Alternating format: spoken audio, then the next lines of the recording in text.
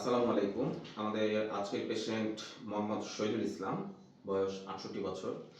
উনি অবসরপ্রাপ্ত বিডিআর সেনা কর্মকর্তা। তো উনি আমাদের নওগাঁ চেম্বারে এসেছেন। ওনার বাসা হচ্ছে নওগাঁতে পাহাড়পুর, সদর পাহাড়পুর। জি, জি।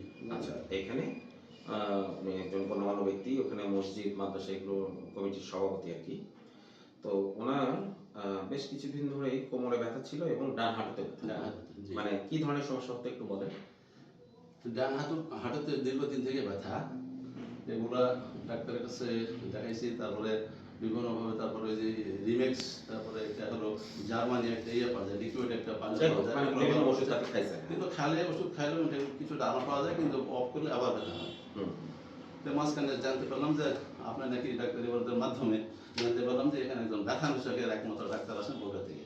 আচ্ছা। তো ওনার কথাতে পরামর্শতে আমি আসলাম। আলহামদুলিল্লাহ। এখন তো গত শুক্রবারে আসছিলাম।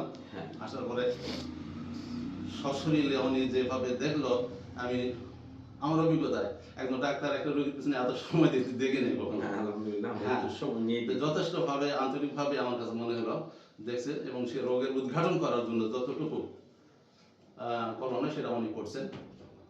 তো এবং আমরা ওষুধের থেকে এক্সারসাইজের মাধ্যমে ব্যথাটা নিরাময় করার প্রচেষ্টাই বেশি বলে আমার কাছে মনে হয়। উনি যে কথাটা বলেছে এটা কিন্তু খুবই ইম্পর্টেন্ট একটা কথা। আমি এখানে কোনো ভিডিওর মধ্যে নোট করে বলতেছি যে এই দুনিয়াতে এখন পর্যন্ত এমন কোনো ঔষধ আবিষ্কার হয় নাই যারা জোড়া লাগায় বা রিপেয়ার করে। আমাদের এই জোড়া লাগানো বা কোথাও যদি কেটে যায়, ছিঁড়ে যায়, ফেটে যায়, আমাদের মেডিকেল সায়েন্সের যে ডাক্তাররা রয়েছি আমরা, আমাদের কাজ হচ্ছে জিনিসটা অ্যাপোজিশন করা। যে একটা সিজার হইলো, পেটের ২ টা অংশ এদিকে সরে গেছে, মানে ফাঁকা হয়ে বাচ্চাটা বের করলো। তাইলে ডাক্তার কি করতে পারে? স্টাবলার বা সেলাই করে জাস্ট কাছাকাছি রেখে দিতে পারে। এটা জোড়া লাগবে কিনা এটা শুধুমাত্র আপনার শরীর ঠিক করে। আল্লাহ এটা ঠিক করে দিচ্ছে আপনার শরীরের মধ্যে, এখানে প্রদাহ নামে একটা পদ্ধতির মাধ্যমে। তো এই পদ্ধতিগুলো ঠিকঠাক মতো চলে কখন? যদি আপনি রেগুলার ব্যথার ওষুধ না খান, আপনার যদি শরীরে সবগুলো ভিটামিনস এবং মিনারেলস, অন্যান্য যে এলিমেন্টস গুলো আছে এগুলো ঠিকঠাক মতো চলে, আপনার শরীরের সব জায়গায় যদি রক্ত চলাচল ঠিক মতো থাকে।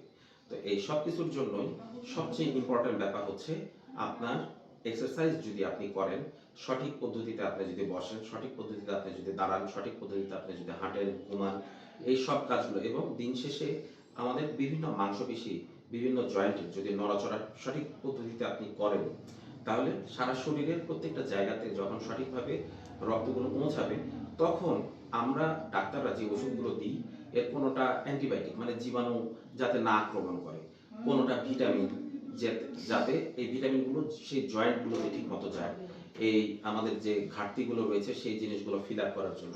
তো এই বা খাবার দাবারের মাধ্যমে আমরা যা খাচ্ছি এগুলো কিন্তু আপনার সেই জয়েন্টে বা যেই জায়গাতে আপনার সমস্যা সেই জায়গাতে যে পৌঁছাবে, এটা যাবে কিন্তু রক্তের মাধ্যমে, এবং রক্ত চলাচল ওই জায়গাতে বাড়বে কিভাবে? যদি আপনি সঠিক মানে স্বাভাবিক সুস্থ মানুষের মতো করে চলাফেরা করেন। মানে আপনাকে রেগুলার ৪-৫ কিলো হাঁটা চলা বা নর্মাল একটা মানুষ যেরকম হাঁটা চলা করে, দাঁড়িয়ে নামাজ পড়া, আমরা মুসলিম হিসাবে আমরা যেভাবে নামাজ পড়ি এটাও একটা এক্সারসাইজ। হ্যাঁ, এবং নামাজের যদি exercise। আপনি নিচে বসে পায়খানা করেন, আল্লাহ আমাদের যে পায়খানা করার যে সিস্টেমটা দিচ্ছে হাঁটু ভাঁজ করে যেভাবে, এটাই কিন্তু আমাদের প্রথম মুভমেন্ট। আমরা জন্মের পরে একটা বাচ্চা প্রথম তার ইন্ডিপেন্ডেন্ট মুভমেন্ট এটা। তো এটাও খুব জরুরি একটা মুভমেন্ট। এগুলো যখন আমরা করি তখন আমাদের মাংসপেশির উপর চাপ পড়ে, রক্ত চলাচলগুলো ঠিকমতো স্বাভাবিক মানে একটা নর্মাল মানুষের যেরকম হওয়া দরকার সেরকম হয়, যার মাধ্যমে এই পুষ্টিগুলো শরীরের সব জায়গায় পৌঁছায়। তো আমাদের আজকে আমরা ওনাকে ইন্টারভেনশনাল পেইন মেডিসিন পদ্ধতিতে মাধ্যমে আল্ট্রাসাউন্ড গাইডেড আমরা ওনার কোমরে বেশ কিছু জায়গায় আমরা একটু ইন্টারভেনশন করেছি। তো আশা করতেছি বাবা আপনি যে আমাদের কাছে এসেছিলেন তার সাথে এখন যদি আপনাকে একটু পার্থক্য মানে প্রথমে যদি আপনার ১৬ আনা সমস্যা থাকে বা ১০০ যে সমস্যাটা নিয়ে এসেছিলেন আগে যে ওষুধ খাচ্ছিলেন, তো সেটা যদি সেটার সাথে যদি তুলনা করতে বলি যে আমাদের এই আজকে ইন্টারভেনশনের পরে দুইটার মধ্যে পার্থক্য যদি একটু বলেন যে কতখানি উন্নতি হয়েছে, কোথায় কোথায় উন্নতি হয়েছে? আলহামদুলিল্লাহ। তো আমি গত শুক্রবার অর্থাৎ গত সপ্তাহে যখন আসছিলাম, তখন আপনার যে যা করণীয়তা করার পরে আমার কাছে মনে হয়েছিল যে 60% অলরেডি মাইনাস হয়ে গেছে। আলহামদুলিল্লাহ। তারপরে ১ সপ্তাহ আপনার দেওয়া প্রেসক্রিপশন মোতাবেক ওষুধ আমি সেবন করলাম, করে আজকে আবার আসলাম পুনরাবৃত্তি। আজকে আবার যে এগুলো দিলেন তাতে আমার কাছে 80% তো যাবেই, 80 থেকে 85% মনে হয় আমার কাছে ভালো মনে হচ্ছে এখন। মানে এখন আর ব্যথা আছে বলে, বিশেষ করে কোমরে ব্যথা আছে বলে মনে হচ্ছে না এই মুহূর্তে। শরীরের খোঁচার ব্যথা একটু থাকতে পারে, আস্তে আস্তে হ্যাঁ। আরো ইমপ্রুভমেন্ট হবে। এবং উনি খুবই অ্যাক্টিভ মানুষ, আগে হলো বিডিআরে কর্ম জি। দিয়েছিল, উনি ব্যায়াম ট্যায়াম করছে, ওনাকে আমরা এক্সারসাইজ যেহেতু শিখিয়ে দিয়েছি, এবং উনি আবার একটু অনেক বেশি ব্যস্ত মানুষ, মোটরসাইকেল অনেক চালায়, তো এখানে একটু রেস্ট দিয়ে কিভাবে কি করতে হবে সেটাও আস্তে আস্তে বলে দিচ্ছি। ওনার লাইফস্টাইল আমরা মডিফিকেশন করে দিব।